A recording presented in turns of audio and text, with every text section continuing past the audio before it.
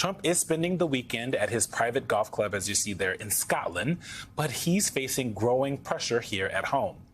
Remember, it was only 19 days ago that the DOJ released a memo, all but closing the Epstein investigation, claiming there was no evidence of a client list, blackmail efforts against Epstein associates, or evidence that would lead to additional prosecutions of anyone else involved in the over 1,000 victims of Epstein's abuse. And after facing untold scrutiny, much of it coming from Trump's own base, we've seen the DOJ now make an about-face and ask courts for cherry-picked documents to be released.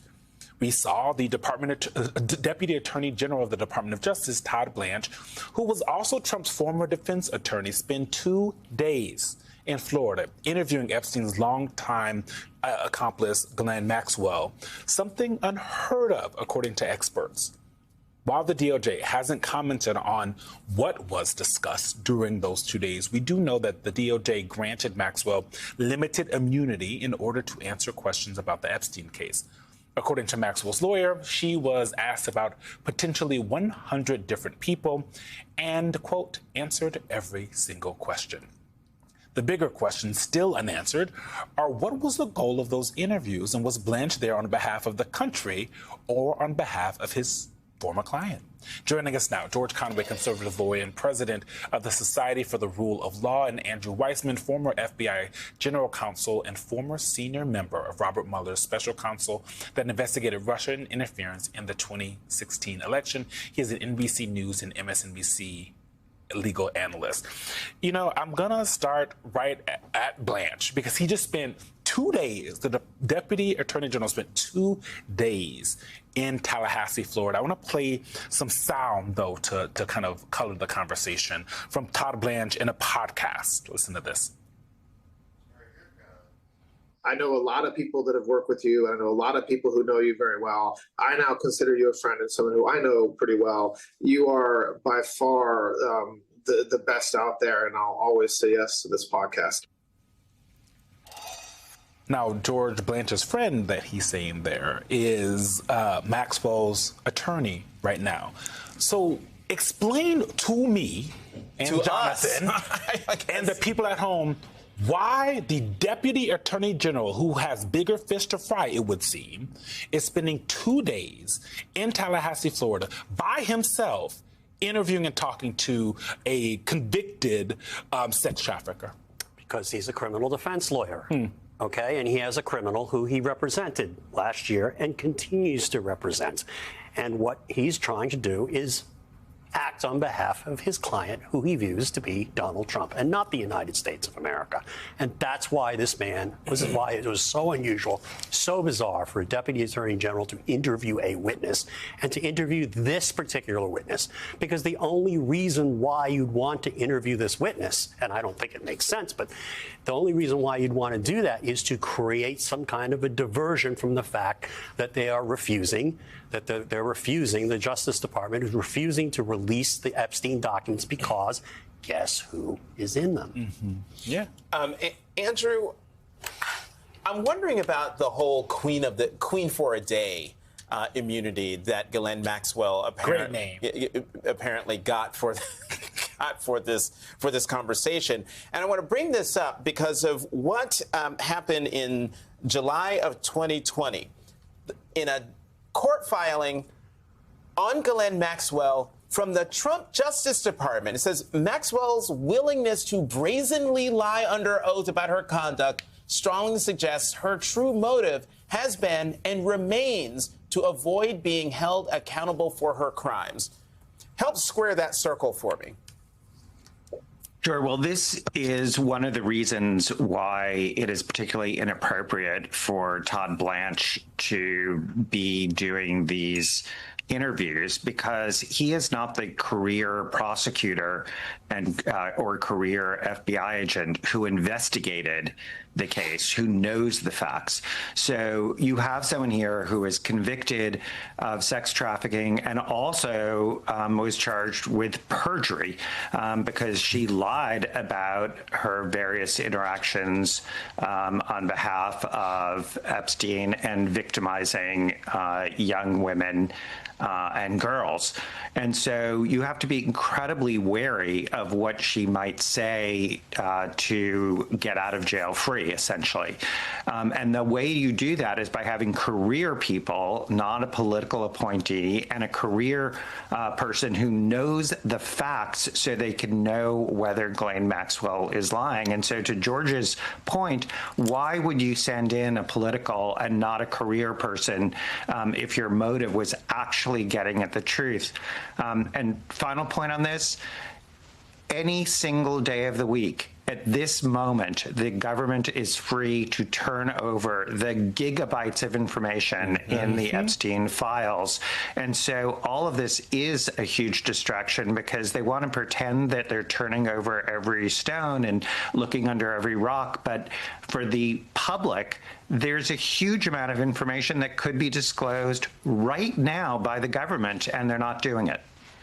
You know, President Trump was asked about pardoning Maxwell. 4 weeks, the Trump administration has tried to distract from the severity of the Jeffrey Epstein files, drowning out the voices of the survivors. Teresa Helm, who says she was sexually assaulted by Epstein in 2002, recently told NBC News how all of the discussion of Epstein adds to all of their anguish, writing in an email, quote, "When a person's abusers are repeatedly flashed in view at any given moment, and especially when promises of justice and promises of structures of power finally being held to account, to then essentially have the door shut in your face and no longer open for business, then what?" Teresa Helm joins us now. She's a survivor services coordinator for the National Center on Sexual Exploitation. Teresa, one, thank you for being here. And most importantly, thank you for your continued work with survivors. And we know how important that work is, especially now. I kind of want to start right there. You also told NBC News that trauma is never one and done. Can you talk about what it is like watching, us watching members of Congress, watching the president talking about this over and over and over again, and, on the Republican side and with Donald Trump kind of acting as if this isn't a big deal? Well, good morning. First, thank you for having me. It's good to see you too. I feel that it's a lot. I think to sum it up, there is so much controversy. There's so much residual and ongoing heartache from not only my experience, but the experiences of so many women that have been harmed by these people. So, to be honest, it seems like a spectacle ongoing, whether it's one side or the other. Everyone is up in arms about it, and as they should be. However, I do often wonder if what we're up in arms about is really focused on what it should be. And justice is absolutely imminent in this situation. Holding those to account for the crimes that they've committed is extremely important. And so then we're left with this, it seems, this looming question of how do we get there? Because it's not as clear and concise of a pathway forward to justice as even it was made out to be previously, which adds to the ongoing disappointment. I do say the re-traumatization of the events that have happened in the past, the ongoing rise and fall even is how it feels, is it induces a lot of trauma that we fight every day to heal and grow from. And when we come up against these seemingly walls that we just can't seem to scale, then it creates a heaviness.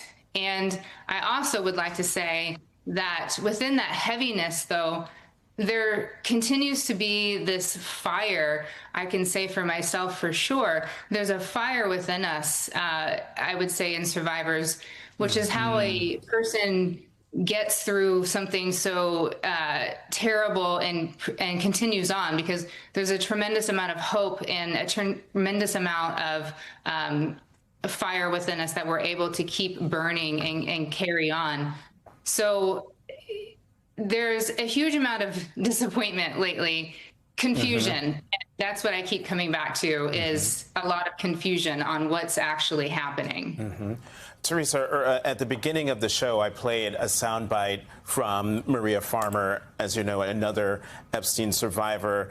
And she said in the clip that we showed, she's never met a more predatory human being in her entire life than Ghislaine Maxwell.